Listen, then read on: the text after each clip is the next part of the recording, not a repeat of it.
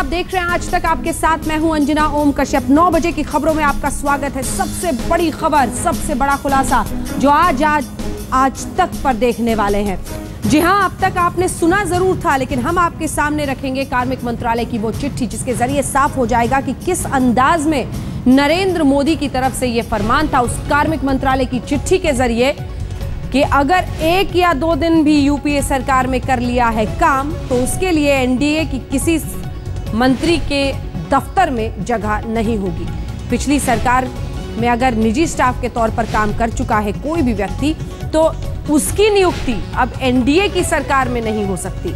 यानी पिछली सरकार का कोई भी स्टाफ पीए रखने की बात, और यही सवाल जो तमाम दिनों से ये खबर आ रही थी कि कुल मिलाकर तमाम मंत्रियों को साफ कह दिया गया है कि अगर यूपीए में काम कर चुका कोई भी व्यक्ति आपको मिलता है तो आप उसको अपने निजी स्टाफ में नहीं रख सकते हैं। अब समझना यह होगा कि चाहे वो निजी स्टाफ हो, चाहे वो गवर्नर हो, चाहे वो SC/ST कमीशन का मुखिया हो, चाहे चुनाव उसके बाद योजना आयोग हो, किसी भी पद पर किसी भी कांग्रेसी का होना तो नदारत रहा है सरकार को, समझ में आ रहा है, लेकिन निजी स्टाफ भी नहीं, ये अपने आप में बड़ी बात है।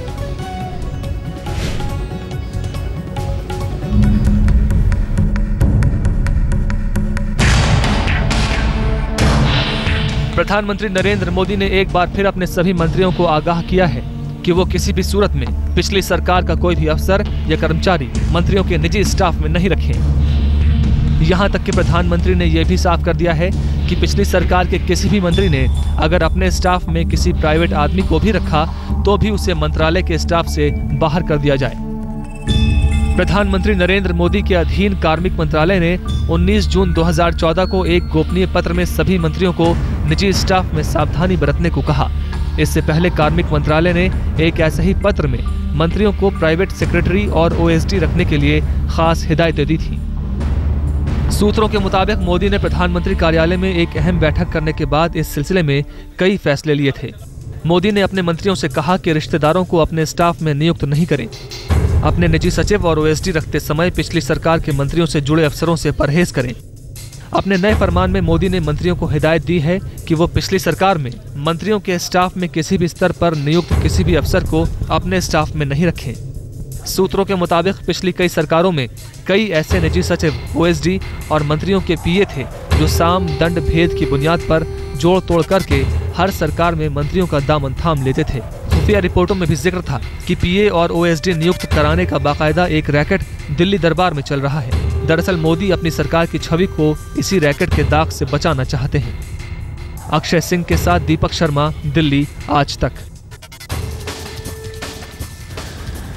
तो देखा आपने, साफ है, अगर आपका यूपीए से कुछ भी लेना देना है तो नरेंद्र मोदी की सरकार में उनके मंत्रियों के दफ्तर में निजी स्टाफ के तौर पर भी जगह नहीं है आपके लिए। यह है मजमून इस खत का। सीधे रुख करते हैं, दीपक हमारे साथ, हमारे सहयोगी इसी खबर पर जुड़ रहे हैं। दीपक, काबिलियत क्या है आपकी, कार्यकुशलता क्या है? ये पैमाना नहीं है, पैमाना सिर्फ इतना है कि कभी आपका यूपीए से कोई वास्ता तो नहीं था 1 या 2 दिन तक का भी, और साथ ही यूपीए को एक तरह से अछूत बनाने की प्रक्रिया में पूरी ये चिट्ठी दिखाई देती है। क्या लिखा है इसमें?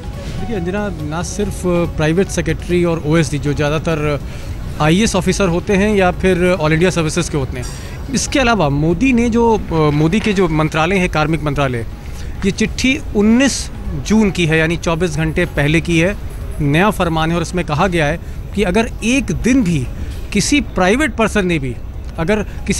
पर्सन ने निजी व्यक्ति ने भी एक दिन किसी मंत्री के स्टाफ में नौकरी की है तो उसको तुरंत आप अगर हैं तो बाहर कर दीजिए। एक चीज़ मैं कहना चाहूँगा कि जो रिपोर्ट IB की गई थी उसमें कहा गया था कि कॉकस है, दिल्ली में कॉकस है, जहाँ पर PA हों, OSD हों या फिर स्टेनो हों या फिर निजी स्थिति में काम करने वाले लोग हों, इनका एक कॉकस है। सरकारें बदलती रहती हैं लेकिन ये कॉकस नहीं बदलता और यहीं से भ्रष्टाचार की गंगोत्री शुरू होती है। तो इस कॉकस को तोड़ने की एक शुरुआत मोदी करना चाहते हैं और इसीलिए उन्होंने कहा है कि जो भी मंत्री अभी तक अपने निजी स्टाफ में, अगर पुरानी सरकार का कोई भी व्यक्ति, चाहे निजी प्राइवेट पर्सन क्यों ना हो, सरकारी क्यों ना हो, अगर 2 दिन 1 दिन भी वो रहा है, चाहे वो स्टेनो रहा हो, चाहे पर्सनल असिस्टेंट रहा हो, चाहे OSD रहा हो, टाइपिस्ट रहा हो, किसी भी तौर से अगर वो मंत्री के स्टाफ से जुड़ा है तो उसको बाहर जाना होगा, उसको तत्काल निकाले। लेकिन एक चीज़ मैं यहाँ कहना चाहूँगा कि अभी भी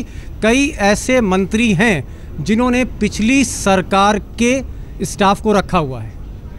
अभी भी ऐसे कई मंत्री हैं जिन्होंने पिछली स्टाफ को रखा हुआ है, यानी जो यूपीए के साथ काम कर चुके हैं। इसका मतलब क्या है? क्या अभी उन्हें ये ऑर्डर नहीं मिला है कार्मिक मंत्रालय की तरफ से, या फिर डिफायंस? दीपक, देखिए अंजना, अब कुछ ऐसे मंत्री थे, जहां अभी मैं नाम नहीं लेना चाह रहा हूं, लेकिन कुछ कैबिनेट मिनिस्टर हैं जिन्होंने अपनी पसंद से कुछ अधिकारियों को रखा है, और ये वो अधिकारी हैं जो पिछली सरकार में कार्यरत थे। हालांकि राजनाथ सिंह के जो निजी सचिव थे, जो सलमान खुर्शीद के भी सचिव रहे आलोक सिंह, उनको जो है बाहर कर दिया गया, उनको कहा दिया है कि वो ऑफिस ना आए। इसी तरह से जो MOS हैं होम में, उनके जो प्राइवेट सेक्रेटरी थे अभिनव कुमार, वो शशि थरूर के साथ थे, उनसे भी कह दिया कि वो ना आए। लेकिन अभी भी कई ऐसे कैबिनेट मिनिस्टर हैं जो पिछली सरकार में भी मंत्रियों के साथ थे, उनको रखा गया। मुझे लगता है कि इस चिट्ठी के आने के बाद आने वाले हो सकता है सोमवार तक उन सबकी भी छुट्टी की जाएगी, क्योंकि मोदी इस पर बहुत गंभीर हैं। चलते चलते एक आखिरी सवाल आपसे। कुल मिलाकर ये तो लिखा हुआ है इस चिट्ठी में, जो चिट्ठी आप दिखा रहे हैं, कि किसे नहीं लेना है, लेकिन क्या लेना है? कुछ पैमाना इस बारे में भी है, या बस इतना ही कि यूपीए से जुड़ा था उसे मत लीजिएगा? देखिए, जो ज़्यादातर जो अधिकारी हैं उनका एक प्रपोजल जा रहा है। मैं आपको प्रक्रिया बता दूं कि कैबिनेट मिनिस्टर से कहा गया है कि वो प्रपोजल भेजें, 3-4 अधिकारियों को भेजें। उसके बाद इंटेलिजेंस ब्यूरो उनका पूरा बैकग्राउंड चेकअप करेगी, उनकी सत्यनिष्ठा की जांच करेगी, और उसके बाद आखिरी मोहर पीएमओ की लगेगी। मोदी तय करेंगे, उनका पीएमओ तय करेगा कि आखिर किस मंत्री के साथ किसको रखा जाना चाहिए। तो ये फरमान जारी हुआ है और इसी पर अब अमल किया जा रहा है। जी, बहुत बहुत शुक्रिया आपका। दीपक हमारे साथ, हमारे सहयोगी, दे रहे थे जानकारी। उस खत का मजमून आपको दिखाया। आज तक ने सबसे पहले, जिसके जरिए नरेंद्र मोदी की तरफ से कार्मिक मंत्रालय ने दरअसल ये चिट्ठी जारी की है और कहा है कि अगर 1-2 दिन का भी वास्ता यूपीए से रहा हो तो किसी भी मंत्री के निजी स्टाफ के तौर पर उस व्यक्ति के लिए जगह नहीं है। कई बार तो लगता है कि नरेंद्र मोदी जी ने जो ये अच्छे दिनों का नारा दिया था, कहीं उस पर पछताने ना लगे, क्योंकि इसका इतना इस्तेमाल हो रहा है। एक एक कदम वो उठा रहे हैं और दूसरी तरफ से उन पर हो रहा है प्रहार। जी हाँ, अच्छे दिन आने वाले हैं। बीजेपी ने चुनाव में यही नारा दिया था। अब सवाल ये है कि जिस तरह से कड़वी दवा, और वो भी सबसे पहले आम आदमी को ही पिला दी है सरकार ने, लोग बहुत हैरान और परेशान हैं। रेल किरायों में इजाफे की बात हो रही है और साथ ही माल भाड़े में भी इजाफा, यानी सीधी मार महंगाई की। और भी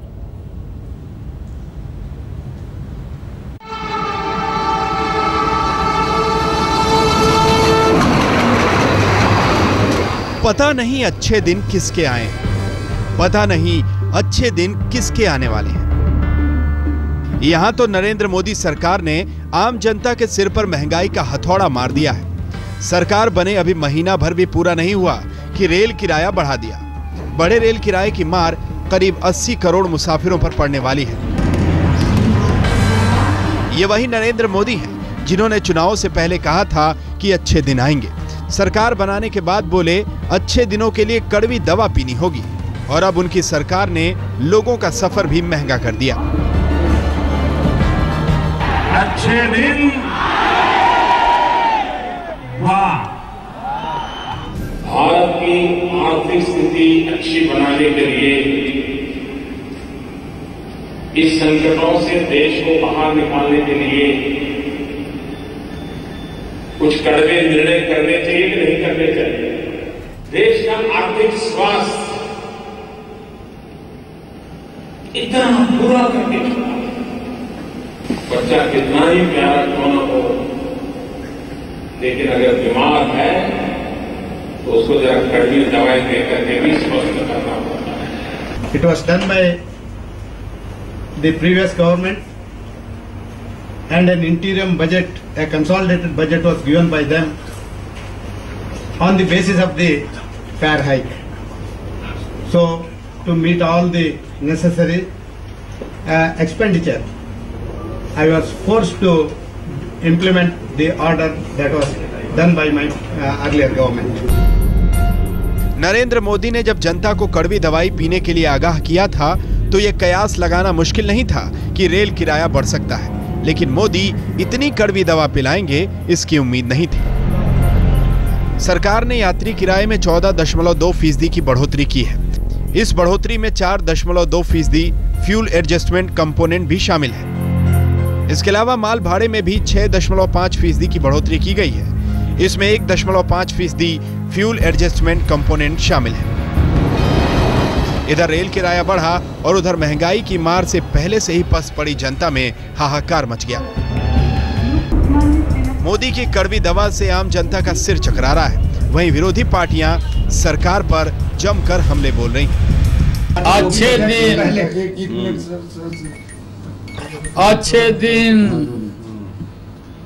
दिन सब्ज बाग दिखा के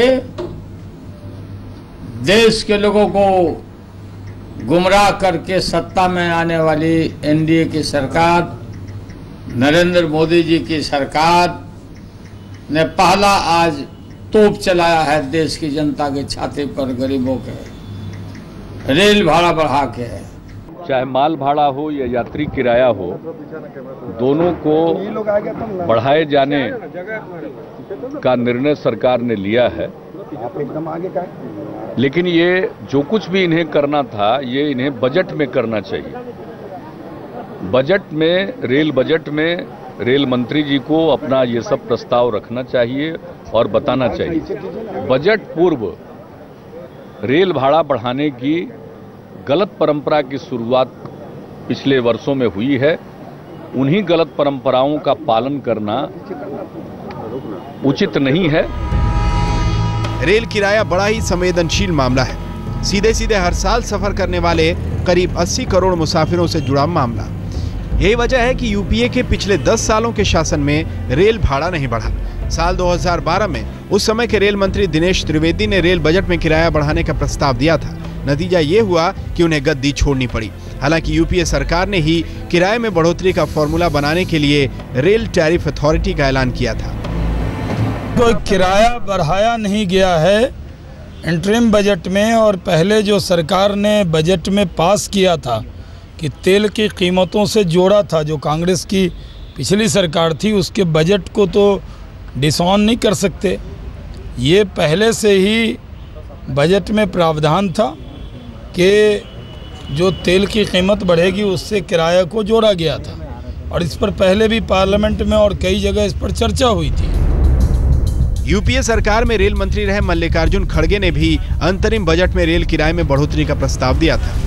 16 मई को लोकसभा चुनाव के नतीजे आने के बाद इस प्रस्ताव को लागू किया गया, लेकिन सरकार ने उसे 4 ही घंटे बाद वापस ले लिया और अब मोदी सरकार के पास कोई चारा नहीं बचा।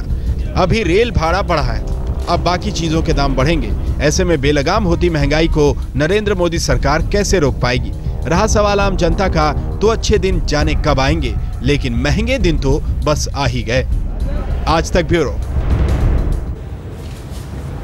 तो महंगे दिन आ गए, उसकी आहट कम से कम बहुत जोर से इस वक्त सुनाई दे रही है। लेकिन बड़ी खबर जरा आपको बताते हैं, नरेंद्र मोदी ने एक वक्त पर प्रधानमंत्री मनमोहन सिंह को चिट्ठी लिखी थी, और वो भी मुख्यमंत्री गुजरात के रूप में। मोदी का ये पुराना खत अब सामने आया है, जिसमें उन्होंने कहा था मनमोहन सिंह सरकार से कि रेल किराए के बढ़ोतरी में आप संसद के लिए, रेल बजट के लिए इंतजार क्यों नहीं करते?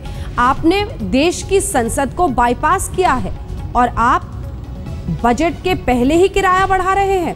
ये 7 मार्च 2012 को लिखी हुई चिट्ठी है। नरेंद्र मोदी ने उस वक्त गुजरात के मुख्यमंत्री के रूप में ये चिट्ठी लिखी थी प्रधानमंत्री मनमोहन सिंह को, और ये चिट्ठी उन्होंने लिखी थी, बल्कि इसके साथ उन्होंने ट्वीट भी किया था। ट्विटर का इस्तेमाल बहुत करते हैं। तब लिखा था, रेल बजट से ठीक पहले संसद को नजरअंदाज करते हुए यूपीए सरकार ने माल भाड़ा बढ़ा दिया है।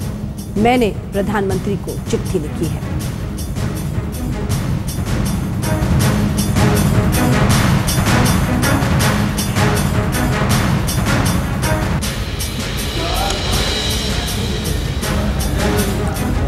सवाल सिर्फ इतना है कि क्या नियम, पैमाना, आदर्श, तरीका सब बदल जाता है सरकार से बाहर रहते हुए और सरकार में शामिल होने के बाद? ये सवाल अब जनता पूछेगी, क्योंकि चौतरफा मार पड़ रही है।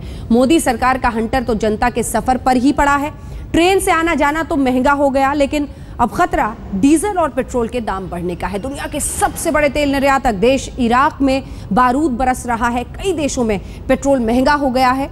देश की तेल कंपनियों ने भी दाम बढ़ाने का अंदेशा जता दिया है।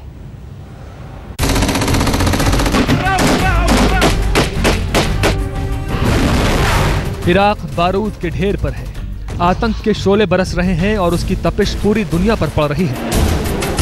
इराक दुनिया का दूसरा सबसे ज्यादा तेल निर्यात करने वाला देश है। वहां दहशत के माहौल के चलते दुनिया के तमाम मुल्कों में कच्चे तेल की कीमतें बढ़ गई हैं। इराक की सबसे बड़ी बैजी रिफाइनरी को ISIS आतंकवादियों के घेरने की खबरों ने दुनिया में हलचल मचा दी थी, जिसकी वजह से अमेरिका में कच्चे तेल की कीमत में जबरदस्त इजाफा हुआ, जो उछलकर $120 प्रति बैरल तक जा पहुंचा। पश्चिम में चल रही इस तूफानी उथल पुथल का असर भारत पर पड़ सकता है। आशंका यह है कि कहीं भारत में भी डीजल और पेट्रोल के दाम न बढ़ जाएं, क्योंकि इराक के हालात का असर भारत की तेल की जरूरतों और आयात पर पड़ सकता है। भारत दुनिया का चौथा सबसे ज्यादा तेल प्रयोग करने वाला देश है और 80% तेल आयात करता है, जिसमें ज्यादातर तेल की जरूरतों पर भारत इराक पर निर्भर करता है। देखिए, हमारा देश हम 80% तेल बाहर से मंगाते हैं। इराक से हम भारी मात्रा में तेल मंगाते हैं। हमने पिछले साल $20 बिलियन का तेल इराक से आयात किया। और अगर तेल की जो कीमत है वो बढ़ती है, क्योंकि तेल एक ऐसी चीज़ है जिसकी ग्लोबल प्राइसिंग होती है। हालात इराक में ख़राब हुए, लेकिन अर्जेंटीना में कोई रहता हो या भारत में रहता हो, जापान में रहता हो, तेल की कीमत सबके लिए बढ़ जाती है, क्योंकि ये ग्लोबल कमोडिटी है। इराक में चल रही हिंसा की वजह से कच्चे तेल की आयात की कीमत में $4 प्रति बैरल की बढ़ोतरी हुई, जो $110.42 प्रति बैरल तक जा पहुंची। तेल कंपनियों ने पहले ही दाम बढ़ाने की आशंका जता दी है। What's happening in Iraq affects each and every one of us today, because our oil prices go up, our inflation goes up, and it affects the poorest person. हालांकि सरकार का कहना है कि भारत में तेल की कीमतों पर इसका कोई असर नहीं पड़ेगा। आज भी जो मूल विषय है क्रूड ऑयल सप्लाई की, क्रूड ऑयल सप्लाई इसी साल 2014 में हमको इराक से हमारे ऑयल मार्केटिंग कंपनी जितने लिफ्ट करना था, जहां जितने क्रूड ऑयल लेना था, उसकी लगभग 45% क्रूड ऑयल उन्होंने ले लिया है। आज भी जो हम जिस ऑयल फील्ड से ज़्यादा तेल उठाते और भारत तेल लेता है, बसरा फील्ड जो इराक के निचले हिस्से में दक्षिण की ओर है, वहाँ अभी कोई बहुत चिंताजनक विषय नहीं है, वो सुरक्षित इलाका अभी भी है। पैनिक फैलाने की कार्रवाई हो रही है, कोई लोगों को घबराने की जरूरत नहीं है। हमारे पास में हर चीज़ का स्टॉक कायम है और हर उपाय किया जा रहा है। ये जो महीना होता है, इस महीना में हर बार एक पैनिक फैलाया जाता है, लोगों के बीच में गलत धारणा। लेकिन जानकारों की माने तो अगर कच्चे तेल की कीमतों में इसी तरह इजाफा होता रहा और रुपया भी डॉलर के मुकाबले कमजोर पड़ता रहा, तो कच्चे तेल की कीमत में हर बढ़े हुए डॉलर पर सरकार को करीब 10 करोड़ रुपए खर्च करने होंगे, ताकि तेल कंपनियों के नुकसान को कम किया जा सके।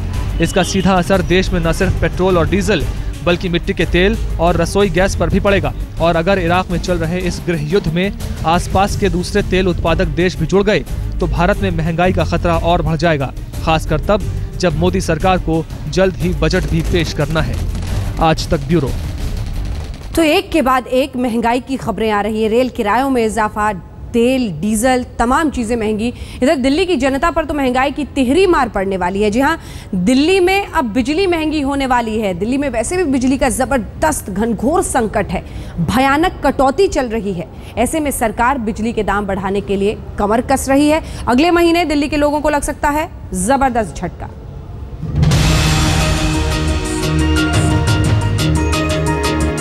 दिल्ली की बत्ती गुल है। दिन में बिजली कब आएगी या रात में कब चली जाएगी, किसी को पता नहीं।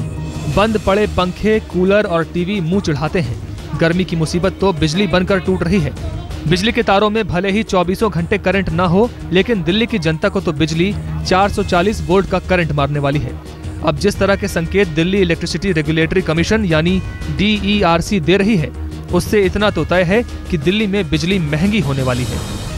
दलील ये कि ईंधन महंगा हो रहा है, कोयले के दाम बढ़ रहे हैं, तो बिजली का टैरिफ तो बढ़ेगा ही।